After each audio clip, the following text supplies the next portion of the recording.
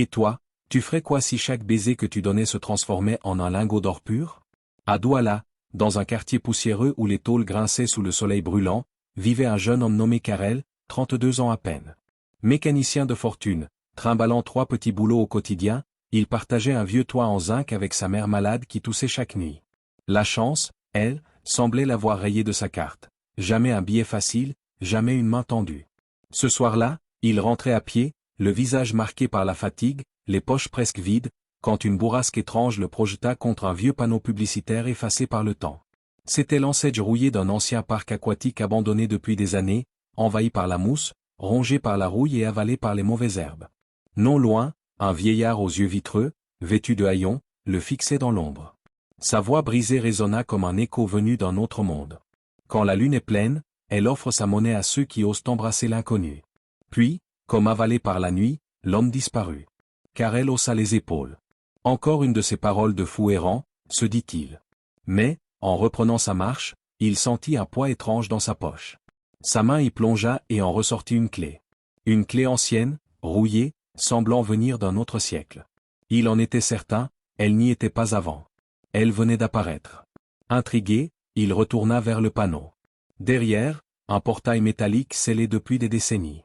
Pourtant, la clé entra parfaitement. Un grincement lugubre déchira le silence. Le portail s'ouvrit, révélant un passage oublié.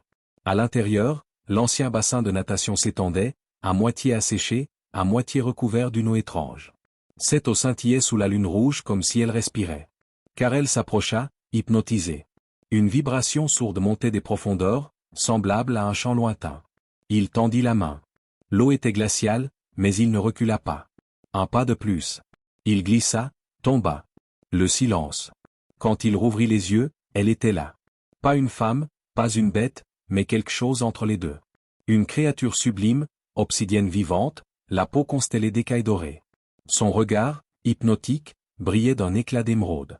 Ses jambes fines se transformaient doucement à hauteur des genoux, se prolongeant en une immense queue de serpent noir qui se dressait dans l'eau. « Je m'appelle Nalara », dit-elle sans bouger les lèvres, sa voix résonnant directement dans son esprit. « Chaque fois que tu m'offriras ton souffle, je partagerai avec toi la fortune de mes abîmes. » Il croyait rêver, mais tout semblait réel.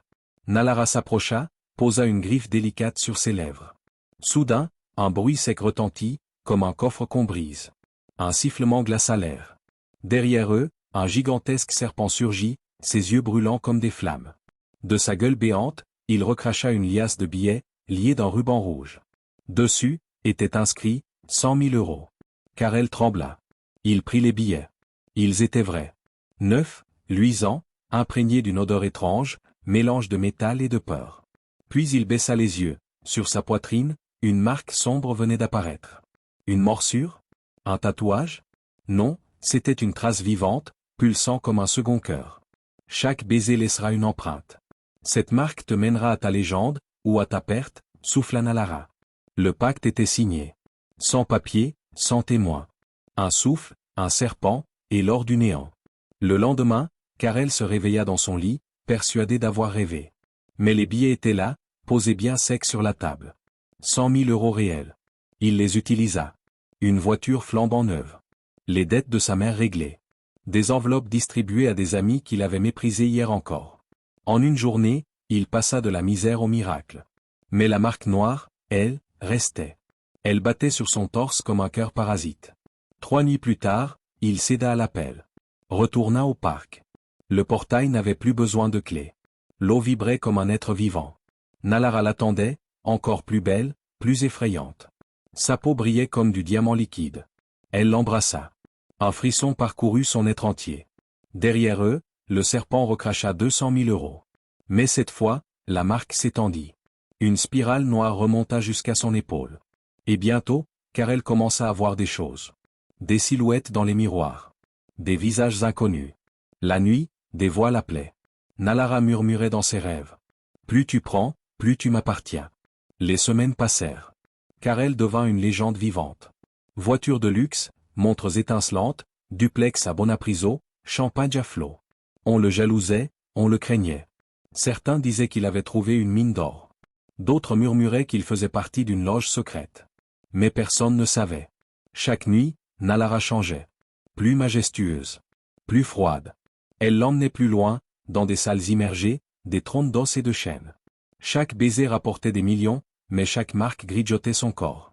Jusqu'au jour où il croisa Almera, une femme mystérieuse, dans un bar de luxe. Elle s'approcha de lui et murmura. « Tu crois que tu es le seul?